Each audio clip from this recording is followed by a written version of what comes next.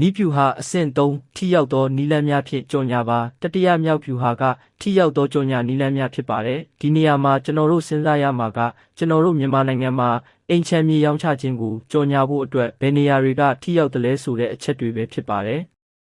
အခုဆက်လက်ပြီးတော့ထိရောက်သောကြော်ညာနီလန်းများကိုဖော်ပြပေးသွားပါမယ်နံပါတ်1အိမ်ချမ်းမြေရောင်းဝယ်ရေး Facebook Group များဥပမာပြောရရင် Yangon Property Mandalay Real Estate နဲ့အခြားသောသက်ဆိုင်ရာနယ်မြေဒေသအလိုက်အိမ်ချမ်းမြေနဲ့ပတ်သက်တဲ့ Facebook Group များမှာအယောင်းတင်ခြင်းကိုဝယ်ယူမဲ့အိမ်ချမ်းမြေရှာဖွေခြင်းအစရှိတာတွေကိုပြုလုပ်နိုင်ပါတယ်နံပါတ်2အိမ်ချမ်းမြေ website များ myanmarrealestate.com house.com.nn အစရှိတဲ့ website platform တွေမှာအိမ်ချမ်းမြေအယောင်းတင်ခြင်းဝယ်ယူရန်ရှာဖွေခြင်းတွေပြုလုပ်နိုင်ပါတယ်ဒီထက်မကတဲ့အိမ်ချမ်းမြေ website တွေလည်းမြန်မာနိုင်ငံမှာရှိနိုင်ပါသေးတယ်နံပါတ်3လက်ကမ်းကြော်ညာများရိုက်နှိပ်ပြီးမိမိရဲ့ဒေတာတွင်းမှာဖြန့်ဝေခြင်းအပြင်လည်းမိမိရဲ့အိမ်ချမ်းမြေကိုကြော်ညာရောင်းချနိုင်ပါတယ်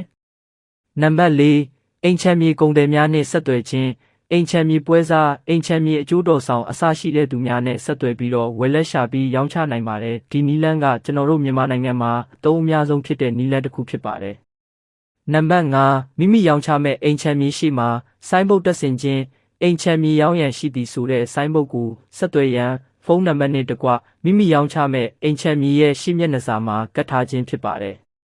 ဒီနေရာမှာအကြံပေးချင်တာကဘလို့နီးလန်းနဲ့ပဲကြီးညာရောင်းချတပ်ပုံကောင်းရိုက်ပြီးကြော်ညာတင်ဖို့လိုအပ်တယ်လို့မိမိရောင်းချမဲ့အိမ်ချမ်းမြေရဲ့အချက်လက်အပြည့်အစုံပါဖို့လည်းလိုအပ်ပါတယ်နောက်တစ်ခုအရေးကြီးတာကဆက်သွယ်ရမယ့်ဖုန်းနံပါတ်အစရှိတဲ့မိမိရဲ့အိမ်ချမ်းတွေကိုစိတ်ဝင်စားတဲ့သူတွေအလွယ်တကူဆက်သွယ်လာနိုင်ဖို့အချက်လက်တွေပြည့်စုံထည့်သွင်းဖော်ပြဖို့လိုအပ်ပါတယ်